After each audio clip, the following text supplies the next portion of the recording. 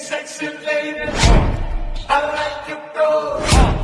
Your body, baby. When the pimp's in the crib, ma, drop it like a pro. Hey, sexy lady, I like your flow. Your body, baby. Kalian sudah lihat gambar ini? Kalian tahu gak sih disebut apa?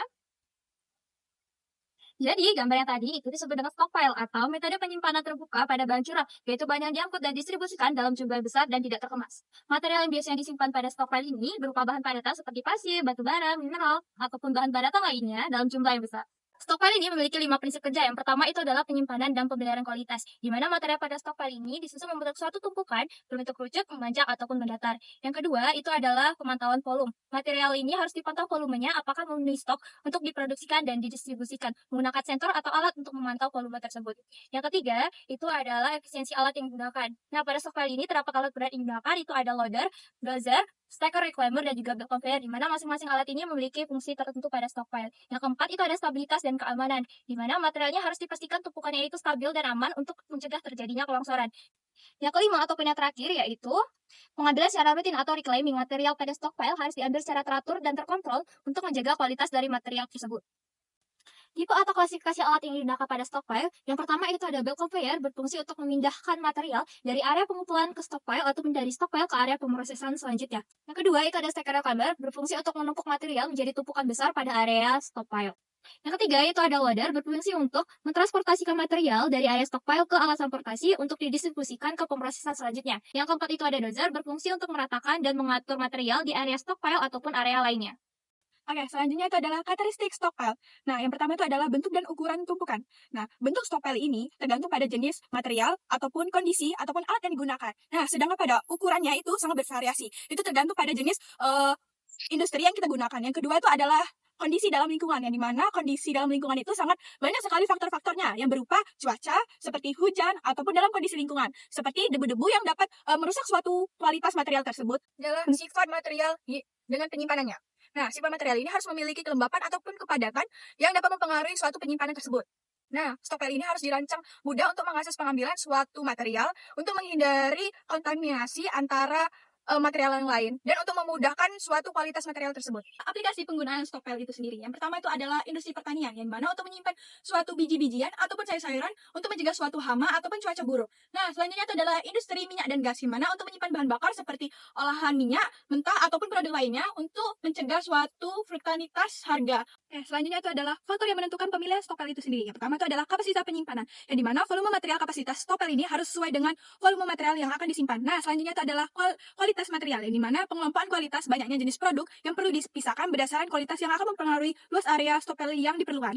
Nah, selanjutnya itu adalah kondisi lingkungan, yang dimana bentuk dan kontur tanah ini di lokasi stockpile ini akan mempengaruhi desain dan kapasitas penyimpanannya. Dalam berbagai industri, stockpile sendiri berperan sangat penting. Contohnya dalam industri penambangan batu bara. Penyimpanan batu bara dalam stockpile sendiri itu digunakan untuk menjaga kualitas dan kuantitas dari batu bara itu sendiri. Dalam mengatur penyimpanan batu bara di stockpile, hal-hal yang harus diperhatikan adalah desain stockpile dan sistem penumpukannya. Regulasi penyimpanan batu bara menjadi penting karena berkaitan dengan menjaga kualitas dan kuantitas dari stok itu batu bara itu sendiri.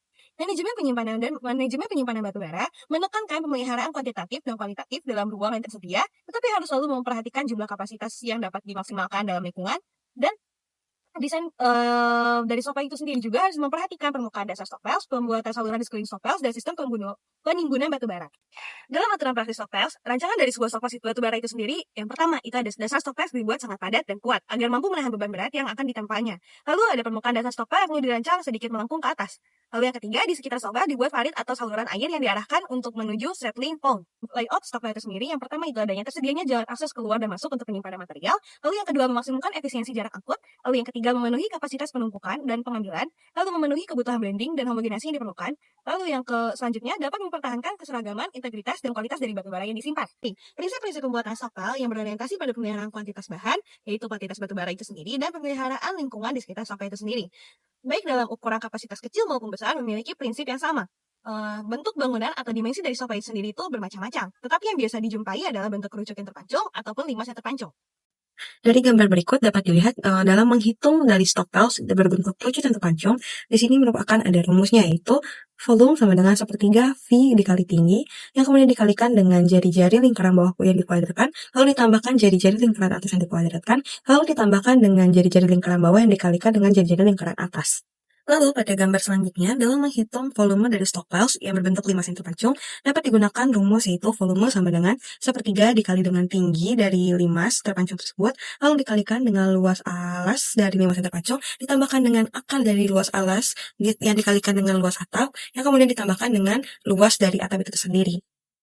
Berikut merupakan adalah contoh perhitungan dari sebuah stockpiles. Di sini ada sebuah stockpiles yang berisikan batu bara yang berbentuk dengan 5 terpancung, yang memiliki tinggi sebesar 4 meter, dan luas alas bawahnya itu sebesar 20 meter persegi, lalu luas atasnya sebesar 12 meter persegi. Yang ditanyakan adalah volume dari tumpukan batu bara yang dapat ditampung dengan stockpiles tersebut. Dengan rumus yang sudah dijelaskan tadi, yaitu volume sama dengan sepertiga dikali dengan tinggi, lalu dikalikan dengan luas alas, ditambahkan dengan luas atas, yang ditambahkan dengan akar dari luas alas dikalikan dengan luas atas, sehingga didapatkan volume dari stockpiles tersebut dapat menampung batu bara sebanyak 53,33 meter kubik.